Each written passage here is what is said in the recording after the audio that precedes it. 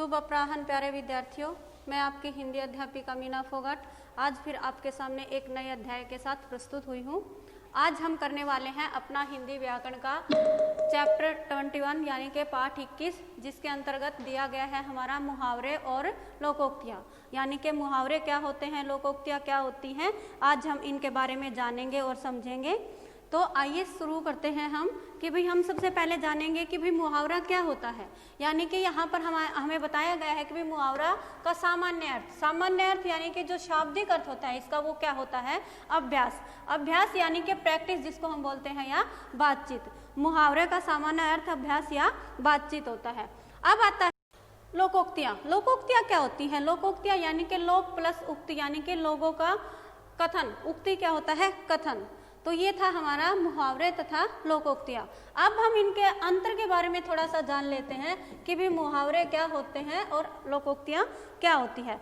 सबसे पहले हम देखते हैं कि भी मुहावरा जो है उसका एक लाक्षणिक अर्थ होता है यानी कि एक विशेष अर्थ होता है, जबकि लोकोक्तियाँ हमें क्या देती हैं, सामान्य अर्थ देती है।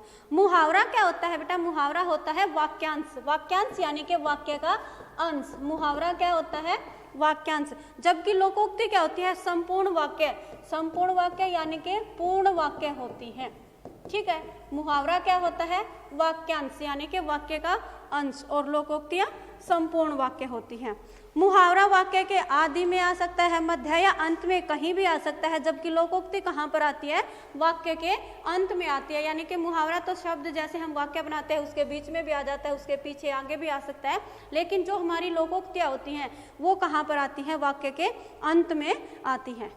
इसके साथ साथ मुहावरे में वाक्य के अनुसार परिवर्तन करना आवश्यक है, यानी कि जैसा हम वाक्य बनाते हैं वैसा ही हम उसमें परिवर्तन कर देते हैं। जबकि लोकोक्ति क्या होती है, उसको हमें ज्यों का त्यों लिखना पड़ता है, ज्यों की त्यों बतानी पड़ती है। इसके आगे है मुहावरा जो होता है वो स्वतंत्र रूप से नहीं किया जा सकता, यानी कि जो मुहावरा होता है उसका प्रयोग हम कैसे नहीं कर सकते हैं, स्वतंत्र रूप से। जबकि लोकोक्ति का प्रयोग हम कैसे कर सकते हैं, स्वतंत्र रूप से कर सकते हैं, यानी कि उसके ऊपर कोई भी बंधन नहीं होता है।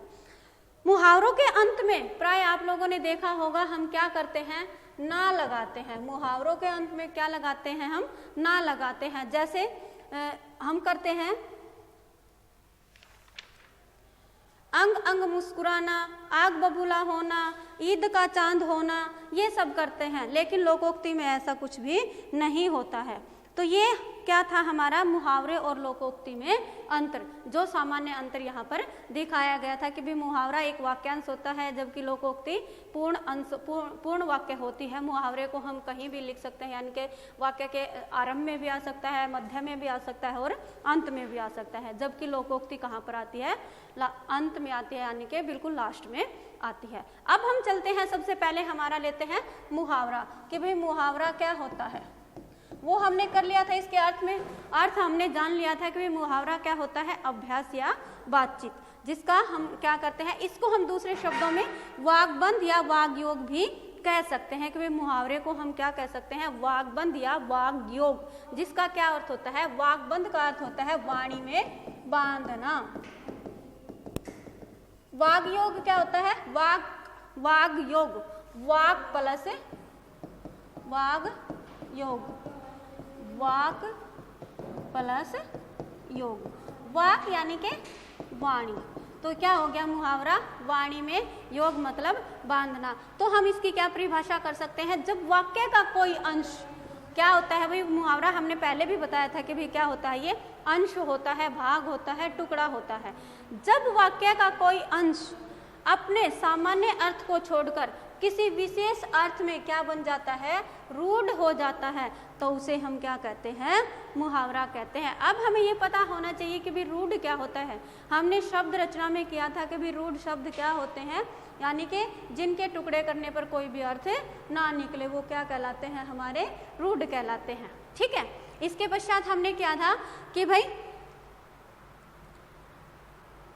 इसके आगे हम कुछ मुहावरे करते हैं। जैसे हमने यहाँ पर लिखा है अंग अंग मुस्कुराना। अंग अंग मुस्कुराने का अर्थ क्या होता है, बहुत खुश होना, यानी कि जब हम खुश होते हैं तो उसका क्या होता है, अंग अंग मुस्कुराना। तो इसका अर्थ क्या हो जाएगा? बहुत खुश होना। जैसे ही हम जैसे मान लो कि भी हमारी परीक्षा हो रही होती है और हमारा रिजल्ट आना होता है, जैसे अभी आपके रिजल्ट आएगा, तो ऐसे ही यदि आपको बहुत अच्छे मार्क्स आ जाते हैं, जितना आपको उम्मीद नहीं होती उससे भी ज़्यादा यदि आपको मार्क्स आ जाते हैं, तो आपका क्या होता है? अंग अंग मुस्कुराता है, यानी कि आप बहुत खुश हो जाते हो। फिर इसको हम क्या करते हैं? वाक्य में प्रयोग करते हैं। जैसे कक्षा में प्रथम आने पर रोहन का अंग अंग मुस्कुरा उठा। क्या हो गया भाई? जैसे ही वाक्य वो क्या हुआ था? वो कक्षा में प्रथम आया था तो उसका अंग अंग मुस्कुरा दिया। उसके आगे है हमारा आंखों में धूल झोंकना। आंखों में धूल झोंकना का क्या अर्थ होता है? धोखा देना। धोखा देना। देखो, गलती इंसान से ही होती है, हम भी इंसान है और हम कई बार हम क्या कर देते हैं? कोई गलत काम कर देते हैं। और जैसे मान लो कि भी हम अपने माता पिता को वो बात नहीं बताते हैं, तो वो क्या हो गई? उनकी आंखों में धूल झोंकना हो गया, यानी कि उनको धोखा देना हो गया। जैसे चोर पुलिस की आंखों में धूल झोंककर भाग गया, यानी कि जो चोर है वो क्या कर गया भाई?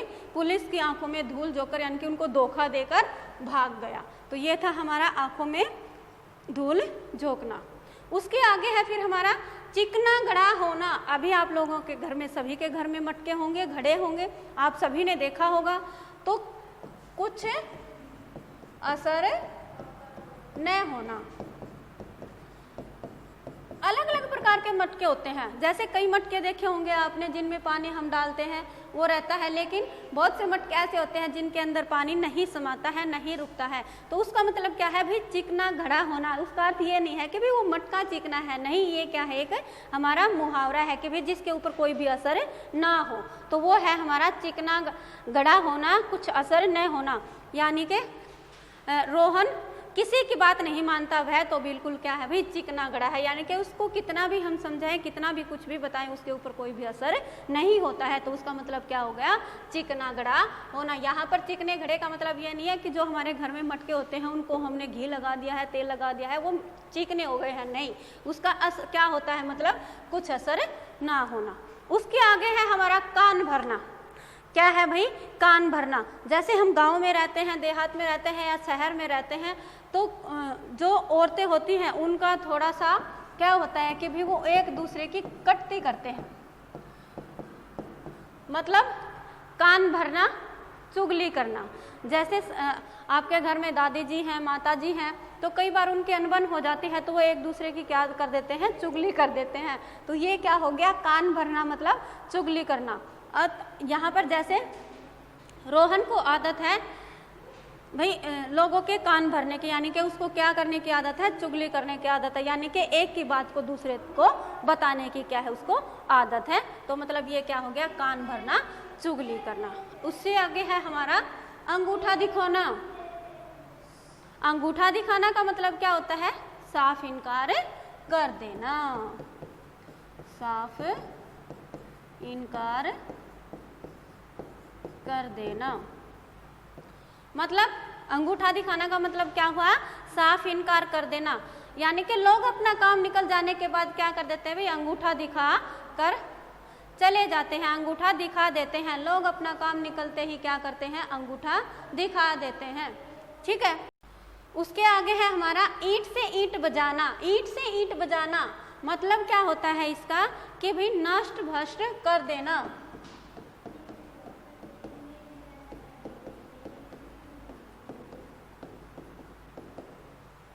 नष्ट भ्रष्ट कर देना। यानी कि ईंट से ईंट बजाना का मतलब क्या हो गया? नष्ट भ्रष्ट कर देना। यानी कि जो हमारे भारतीय सैनिकों ने युद्ध में शत्रुओं की ईंट से ईंट बजा दी, यानी कि सब कुछ क्या कर दिया? तहस नहस कर दिया, सब कुछ खत्म कर दिया। तो उसका मतलब क्या हुआ? ईंट से ईंट बजा दी, नष्ट कर। क्या था इसका? कि भाई ईंट से ईंट बजाना मतलब नष्ट भ्रष्ट कर देना, सब कुछ खत्म कर देना। यानी कि जो हमारे सैनिक हैं उन्होंने शत्रुओं की ईंट से ईंट बजा दी, यानी कि सब कुछ नष्ट कर दिया। अगला है हमारा बाएं हाथ का खेल। बाएं हाथ का खेल बहुत आसान कार्य है।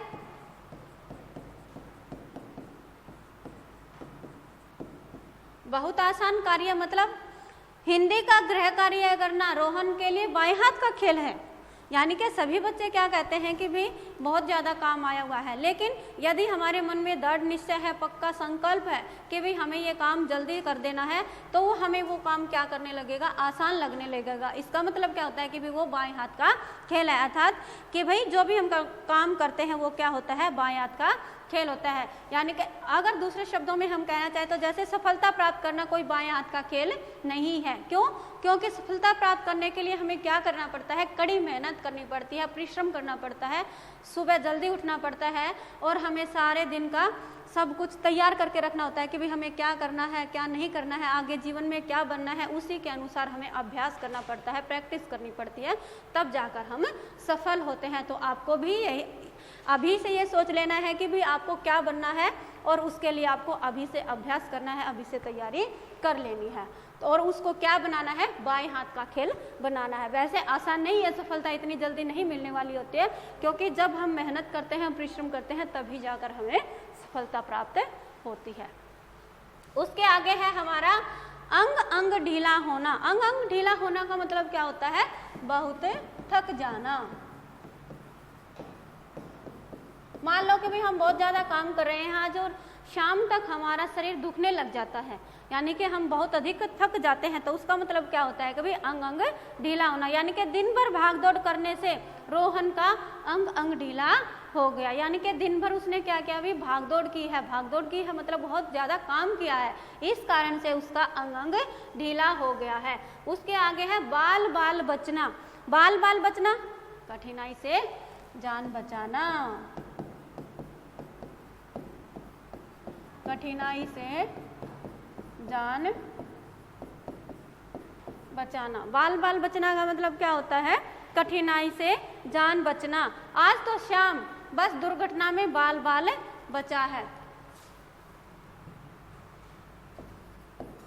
आज तो शाम भाई क्या हो गया, बाल बाल बचना, कठिनाई से जान बचना। यानी तो क्या हो जाता है, दुर्घटना हो जाती है, यानी कि एक्सीडेंट हो जाता, बाल बाल बचा है। उसके आगे है फिर हमारा काम तमाम करना। काम तमाम करना मतलब मार डालना।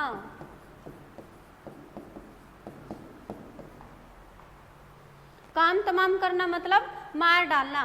कृष्ण ने कंस का क्या कर दिया था भाई, काम तमाम कर दिया। कृष्ण ने कंस का काम तमाम कर दिया। ईद का चांद होना, बहुत दिनों बाद दिखाई देना, बहुत दिनों बाद दिखाई देना।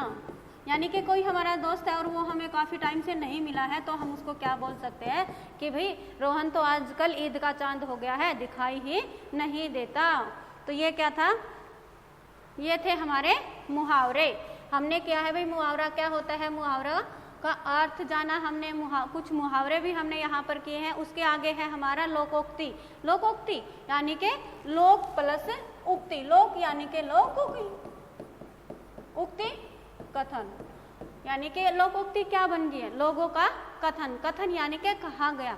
तो लोकोक्ति का क्या अर्थ हो जाता है, लोगों द्वारा कहा गया, यानी कि जो हम कहते हैं वही क्या बन जाती है, हमारी लोकोक्ति बन जाती है। जैसे संसार में प्रचलित वे कथन, यानी कि कथन या कहावतें जो सामान्य जीवन के अनुभवों पर, किसके ऊपर आधारित होती है भाई, एक्सपीरियंस पर, यानी कि अनुभवों पर आधारित हैं, उन्हें हम क्या कहते हैं, लोकोक्ति कहते हैं। लोक प्लस उक्ति यानी कि लोगों की उक्ति या लोगों द्वारा कहा गया कथन, वो क्या बन जाता है, हमारा लोकोक्ति बन जाता है। लोकोक्ति एक स्वतंत्र कथन होता है, यानी कि आजाद कथन होता है, क्योंकि यह एक पूर्ण वाक्य होता है। लोकोक्ति क्या होता है अभी, पूर्ण वाक्य होती है, इस कारण से वो क्या होती है, स्वतंत्र होती है। ये क्या करती है भाई, मूल अर्थ के साथ साथ एक विशिष्ट अर्थ भी देती है। मूल अर्थ यानी कि जो उसका वास्तविक अर्थ होता है, उसके साथ साथ एक विशिष्ट अर्थ भी देती है। ये मुहावरों की तरह वाक्य में प्रयुक्त होने पर लिंग, वचन और कारक में कोई भी परिवर्तन नहीं आता है। यानी कि जैसे मुहावरों में तो क्या था भाई, लिंग में, वचन में, कारक में हम वाक्य के अनुसार अपना चेंज कर सकते हैं, लेकिन लोकोक्ति में ऐसा नहीं होता है। तो आइए आज हम करते हैं यहाँ पर लोकोक्तियाँ क्या होती हैं भाई, उपदेशात्मक होती हैं, यानी कि उपदेश देने वाली होती हैं।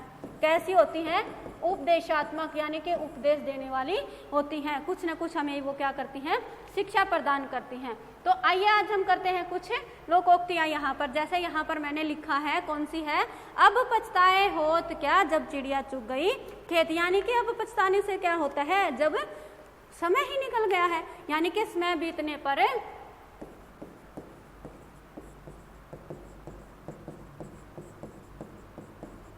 पछतावा व्यर्थ है। समय बीतने के बाद पछतावा क्या है भाई? व्यर्थ है। यानी कि रोहन ने पूरे वर्ष पढ़ाई नहीं की और परीक्षा से एक दिन पहले किताब देखी, इसलिए वार्षिक परीक्षा में क्या हो गया भाई? वो उत्तीर्ण हो गया, इसलिए अब रो रहा है। किसी ने सत्य ही कहा है, अब पछताए होत क्या जब चिड़िया चुग गई खेत। ठीक है, इसके आगे है फिर हमारा अकेला चना भाड़ नहीं फोड़ सकता। मतलब अकेला आदमी कुछ नहीं कर सकता।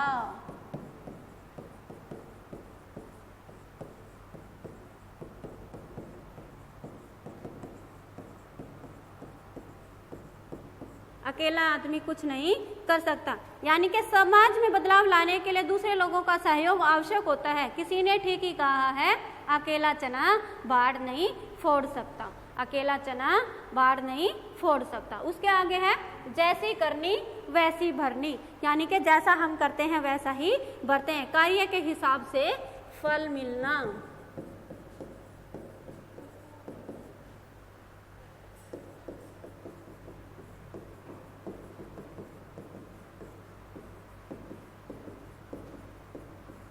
कार्य के हिसाब से फल मिलना, जैसे हमने किया है अभी कि भी जैसी करनी वैसी भरनी, जैसा हम करते हैं वैसा ही फल हमें मिलता है। मानस ने सारा समय खेलकूद में बिता दिया और वह परीक्षा में फेल हो गया। इसे कहते हैं जैसी करनी वैसी भरनी। इसे क्या कहते हैं कि भी जैसी करनी वैसी भरनी, यानी कि पहले तो खेलकूद में सारा समय बिताया और बाद में क्या हो गया भाई? फेल हो गया। तो इसी को क्या कहेंगे हम? जैसी करनी वैसी भरनी। अगला है हमारा दूर के ढोल सुहावने, यानी कि जो दूर के ढोल है वो सुहावने होते हैं। दूर से सब कुछ क्या लगता है भाई? अच्छा लगता है। दूर से सब कुछ अच्छा लगता है, यानी कि सभी लोग दूसरों की उन्नति से ईर्ष्या करते हैं, परंतु उनकी मेहनत की ओर कोई ध्यान नहीं देता। ठीक ही है ना, दूर के ढोल सुहावने होते हैं, यानी कि दूर से देखने पर सब कुछ क्या होता है? अच्छा होता है। अगला है लातों के भूत बातों से नहीं मानते, यानी कि मतलब क्या है इसका? जो दुष्ट प्रवृत्ति के व्यक्ति होते हैं, दुष्ट व्यक्ति क्या करते हैं भाई? प्यार से नहीं मानते। दुष्ट व्यक्ति प्यार से नहीं मानते, यानी कि जो दुष्ट लोग होते हैं वो क्या करते हैं अभी? प्यार से नहीं मानते हैं। तो ये था हमारा दूर के ढोल सुहावने। एक अनार 100 बीमार, यहाँ पर क्या बताया गया है? यानी कि एक वस्तु और चाहने वाले अधिक।